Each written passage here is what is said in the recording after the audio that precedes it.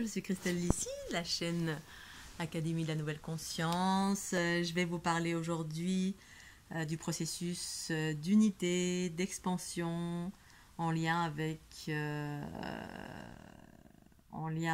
les incarnations et la transformation. Alors bien évidemment, comme d'habitude, je partage ma vérité. Ce n'est pas la vérité générale, parce que pour moi, voilà, on a tous une vérité propre que je partage. Chacun en fait ce qu'il veut, sans jugement aucun. Si jamais cette vidéo vous plaît, s'il vous plaît, pensez au petit pouce bleu. C'est important pour moi, pour me permettre de partager surtout la fleur de l'unité, les ondes de forme, tout ce que je partage en termes de conscience aussi. Donc, je vais vous faire part de mon expérience, comme d'habitude, qui n'est pas le fruit d'une étude, d'une expérience et d'une conscience. La mienne. Voilà. Soyez indulgents, indulgentes. Donc, du point de vue de Christelle Lissy, le processus d'unité et d'expansion, qu'est-ce que c'est? Alors, ça correspond à un cycle évolutif, c'est-à-dire n'importe quel être évolue, est voué à évoluer de mille et une façons. Et vous à évoluer, donc là je vais parler du plan humain, dans cette dualité dans laquelle mon corps ici maintenant est incarné, enfin ce corps-là, parce que j'ai d'autres corps, sur d'autres plans de conscience, mais je vais parler du corps humain. On vit des expériences de vie en vie, en vie, en vie, en vie. Et toutes ces expériences qu'on appelle les incarnations,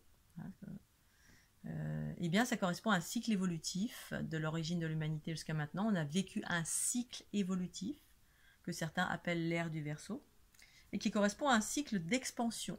On expérimente dans les cycles d'expansion plein de choses avec les outils qu'on a, c'est-à-dire avec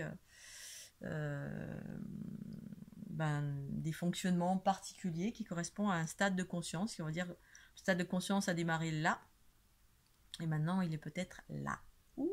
Ça grandit. Ou alors c'est tout petit comme un point et c'est devenu une sphère un peu plus grande. Ça c'est du point de vue de l'unité, c'est plutôt sphérique. Du point de vue de la linéarité patriarcale, c'est un point et hop, c'est linéaire. Bref, peu importe, l'important c'est de comprendre que le cycle des incarnations nous sert à évoluer. Évoluer pour arriver jusqu'à un second cycle. Et ce second cycle, c'est maintenant. C'est l'ère du Verseau. C'est comme un examen où on passe vers quelque chose de différent, que moi je vais expérimenter ou exprimer en termes d'harmonie, c'est-à-dire aller vers plus d'harmonie, déployer ses potentiels, avec une conscience plus élargie dans le corps physique.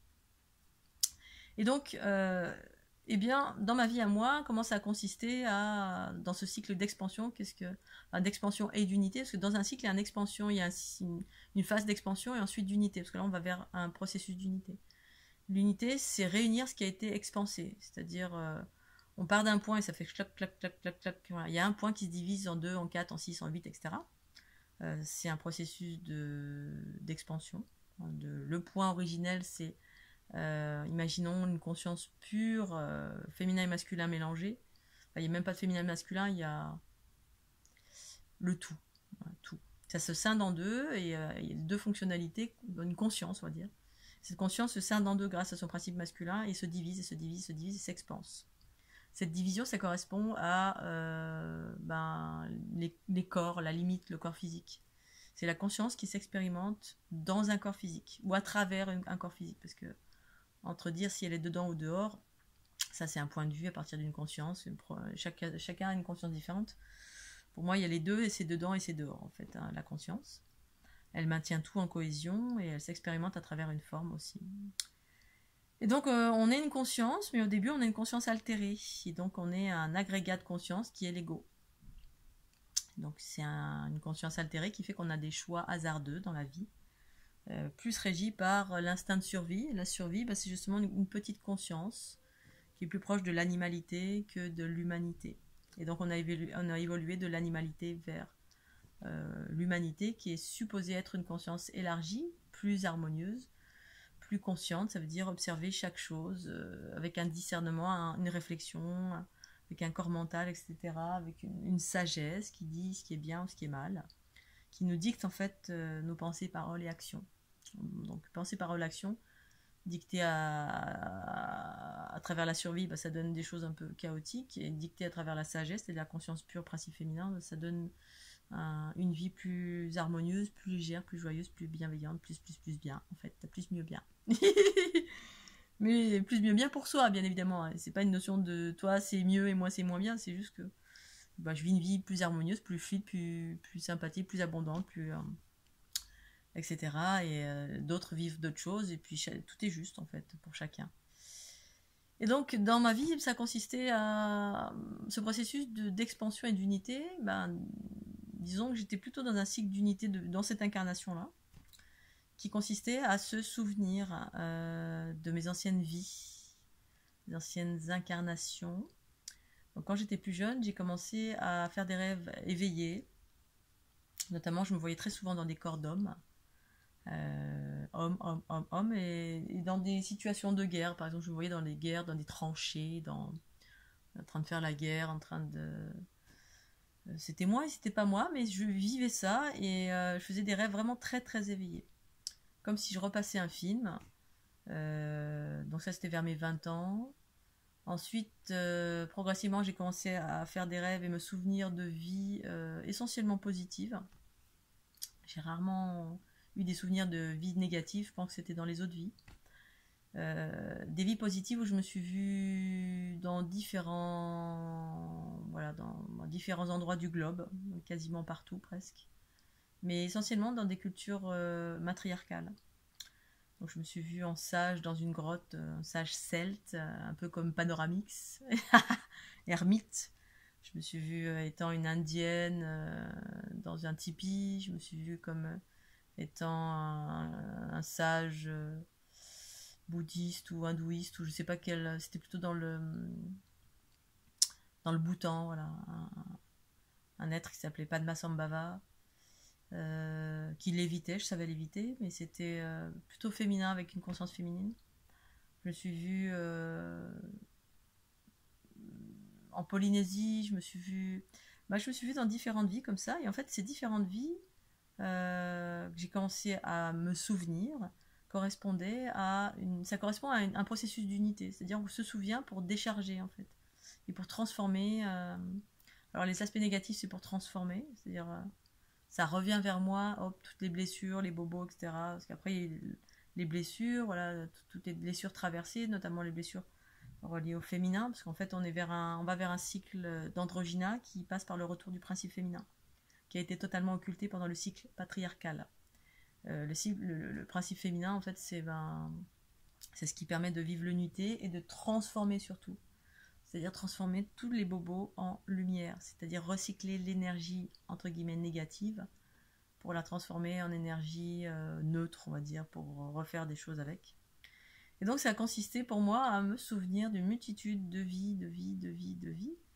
Tout simplement, ça correspondait à, quand on se souvient, hop, en tout cas, peut-être pas d'une façon générale, mais en tout cas pour moi, de réintégrer cette information dans mon unité. Ça permet, d'un point de vue de ma structure géométrique, ça fait un équilibre de deux sphères qui étaient déséquilibrées, et quand elles sont rééquilibrées, elles peuvent fusionner, retrouver le 1 originel, un cercle qui entoure tout mon être, et ce 1 permet la transformation des basses fréquences en hautes fréquences, les basses fréquences chaotiques.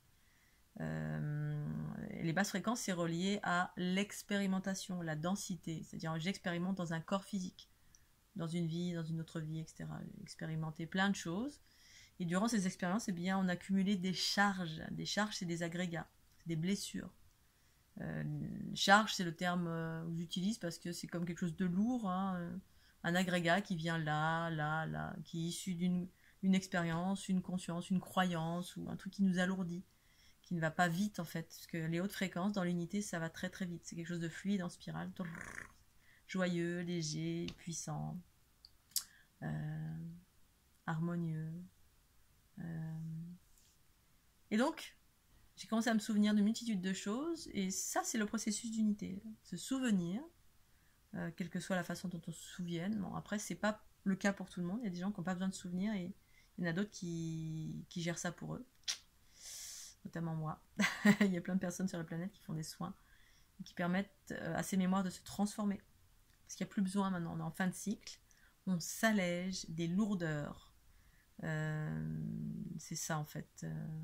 On va vers un cycle où on reprend, on retrouve notre lumière, notre principe féminin, et pour permettre d'ouvrir des nouveaux potentiels, mais orientés vers l'harmonie. D'où la nécessité de retrouver son principe féminin. Si on ne retrouve pas son principe féminin, on va déployer des capacités, mais au service encore de l'ego, qui va utiliser ses potentiels dans le pouvoir et la manipulation, aussi infime soit-elle. Donc, j'ai traversé différentes vies, voilà, en Polynésie, différents personnages, voilà, en allant visiter le monde, le monde entier, j'ai reconnecté avec toutes mes mémoires pour les rassembler en moi et transformer ce qu'il y avait à transformer, de positif ou de négatif. C'est surtout le négatif qui est transformé, et le positif, il est récupéré comme étant, je récupère des richesses, des expériences. Je prends conscience de ces richesses. Récupérer, c'est prendre conscience de ces richesses, et puis ces richesses peuvent se manifester à tout moment, et ensuite permettre d'accéder à d'autres richesses, parce que ça fait partie du passé, ces richesses-là. C'est-à-dire, dans mon passé, dans la dualité, c'est le passé, eh bien, j'ai expérimenté une multitude de capacités. Pour autant, ces capacités font partie de moi ici maintenant, de façon intégrante. Pour autant, il y a des nouvelles capacités qui surgissent aussi. Je ne suis pas accrochée à celles du passé, parce qu'en fait, on est en train de changer de cycle. Ce qui veut dire que je vais pouvoir avoir accès à d'autres potentiels, en me détachant des potentiels du passé. Pour autant, je renie pas ce que j'ai été, ce que je suis, ce que j'ai vécu, toutes mes capacités. Mais il y a des nouvelles choses qui surgissent. Une fois que j'ai absorbé, pour conscientiser toutes mes anciennes vies, donc voilà, Navarro, Anasasis, amérindienne, polynésienne, aborigène, polynésienne, enfin tout ce que j'ai pu être, bhoutanaise, au Tibet, n'importe où, enfin, partout où j'ai pu aller, j'ai traversé tout ça. C'est comme traverser également la forme, c'est-à-dire l'histoire, les histoires précises, comme les histoires de Marie-Madeleine. Beaucoup de personnes sont attirées par Marie-Madeleine, et en fait, c'est juste un personnage qui est porteur d'une fréquence qui est en train de ressurgir maintenant. C'est pour ça que beaucoup de personnes sont appelées par. J'ai été dans ça aussi, j'ai été appelée par, je me suis sentie, parce que ma conscience me parlait de ça à moi tout le temps, parlait de ça, et je comprenais pas très bien, Marie-Madeleine, tout ça, Isis, et j'entendais une multitude de noms de déesses qui me pointaient du doigt, comme ça, c'est toi, oh c'est toi, mais c'est pas que moi, c'est le monde entier, particulièrement certaines femmes qui sont porteurs de cette fréquence, du féminin originel. Et sauf que j'ai traversé, je ne me suis pas accrochée à une forme Marie-Madeleine ou Isis, ou en voyant une dévotion, mais en me reconnaissant comme étant cela. Un principe féminin, ça me montrait du doigt un principe féminin qui est en train de ressurgir,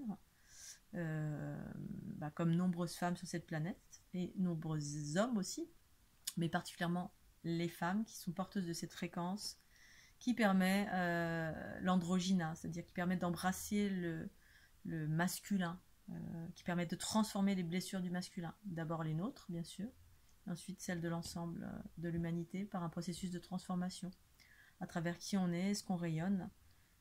Voilà, et j'ai traversé Marie-Madeleine, Isis, Nephthys, Inanna, Inamar, Jeanne d'Arc, enfin tous ces féminins qui ont foulé la planète, qui étaient porteuses de cette fréquence originelle pure et inaltérée, jusqu'à rencontrer, me reconnaître d'abord moi en qualité de ça, cette fréquence en moi, parce qu'au-delà du personnage, c'est une fréquence qui, du coup, quand je tombe dans la notion de fréquence, je sors de la forme, c'est l'informe, c'est l'illimité, jusqu'à rencontrer la fleur de l'unité en moi, cette structure géométrique avec des nouveaux potentiels, jusqu'à rencontrer cette fleur de l'unité qui évoque une trinité féminine, une structure fondatrice de la vie, qui est plus proche d'une forme extraterrestre, en tout cas ce que les humains appellent extraterrestre, mais une forme pure de conscience et de création. Les êtres bleus, je suis sortie jusqu'à ce que je sorte en fait de la forme et je suis plus accrochée à la forme. Pour autant, cette forme, je suis en gratitude parce que c'est ce qui me permet de véhiculer la conscience et de manifester des choses. Mais ça m'a permis d'aller vers une autre forme qui est ma structure géométrique, fleur de l'unité, qui n'est pas quelque chose extérieur à moi, qui est une partie de moi, en lien avec d'autres consciences. Moi, c'est les êtres bleus, ces êtres spécialisés dans la géométrie qui ont été créés par cette structure géométrique, fleur de l'unité, qui s'appelle aussi Matrix Génétrix. Donc c'est ce qui est en train de surgir ici, ça m'a permis d'accéder à un espace de moi plus vaste. Donc j'ai conscience de mon corps physique, mais différents corps subtils faisant partie de cette, on va dire, de cette densité, cet univers. Et au-delà de cet univers, et bien, ma structure géométrique qui englobe cet univers, qui constitue cet univers. Donc là, c'est plus ni dedans ni dehors, c'est partout. C'est à l'intérieur, c'est à l'extérieur, et je suis ça aussi. L'univers en soi, en fait. Dans l'équilibre et effectivement dans ce contexte l'expression est différente. Voilà, tout ça pour vous parler du processus d'unité et d'expansion. L'unité, c'est quand on revient au centre, voilà. On se souvient de nos différentes incarnations, donc différentes vies, et 1, 2, 3, 4 milliards de vies, mais surtout c'est les événements majeurs dont je me suis souvenue. C'est une forme de purification, en fait. On récupère nos valises, on s'est expansé, ça fait touc touc touc touc touc touc touc, et puis là on revient touc touc touc touc touc touc touc touc au centre. Revenir au centre, c'est comme la mitose et la méiose. Ou dans le film Lucie, au début du film, ça s'expanse, puis ensuite ça revient au centre. Les multitudes de sphères ou de cellules refont le 1. Elles reviennent à l'intérieur pour refaire le 1. Et ce 1, c'est ce qui permet de transformer. Voilà, on récupère les expériences, ça revient au centre par ce processus géométrique que j'explique de mille et une façons. Et refaire ce 1, ça permet de déployer des nouvelles structures géométriques qui sont la fleur de l'unité. Après la fleur de vie, la fleur de l'unité, qui sont des nouvelles sphères qui se redéploient d'une nouvelle façon, en version illimitée. Et là, il y a des nouveaux potentiels, et ça gêne. En tout cas, chez moi, ça repart sur un processus d'expansion qui évoque l'harmonie, la régénérescence, la légèreté, la connaissance universelle propre, les multiples connexions avec les multivers, d'autres consciences, etc., desquelles je fais partie. Il n'y a pas de séparation. C'est appréhender les choses différemment. Voilà. Je voulais parler de ça. Donc ce qui est important, c'est justement ne pas s'attacher, c'est traverser. C'est-à-dire pour aller vers quelque chose de plus vaste. C'est vrai qu'il y a des mémoires qui nous ont marqués, mémoires indiennes ou bouddhistes ou égyptiennes ou j'en sais rien. Mais ce qui est intéressant, c'est récupérer ce qu'il y a à récupérer dans ces mémoires, quel que soit ce qu'il y a à récupérer, qu'on en ait conscience ou pas, pour ensuite continuer, ne pas s'y accrocher. Ne vous accrochez pas. C'est ça le piège, c'est s'accrocher à la forme, parce que forcément on s'accroche parce qu'il y a des blessures. Mais vous avez des capacités bien plus vastes que celles que vous avez vécues dans d'autres vies. Alors retrouver ces capacités, oui, non. Peut-être, si vous avez été une chamane amérindienne ou un égyptien, un prêtre égyptien avec... Mais il y a des choses bien plus vastes qui vous attendent quand on lâche ce passé. On se souvient, on peut se souvenir, ok, et ensuite continuer le chemin pour aller vers quelque chose de plus vaste. C'est ça qui est proposé dans cette transition, cette unité, ce processus d'unité et d'expansion. Après l'unité, quand on refait l'unité en soi, on redéploie des nouvelles sphères qui correspondent à l'expansion, au nouveau cycle. Et là, hop, vous avez d'autres capacités qui sont les vôtres, dans une version encore plus vaste de votre être. C'est ça, en tout cas, qui se passe pour moi, et que j'avais envie de partager à l'ensemble. Ça résonne ou ça résonne pas, et voilà, j'avais envie de partager ça ce matin. Je vais m'arrêter là, je vais vous remercier de votre écoute sur la chaîne Académie de la Nouvelle Conscience, et puis pensez au petit pouce bleu, s'il vous plaît, c'est très important, et je vous dis à très très bientôt. Bye bye.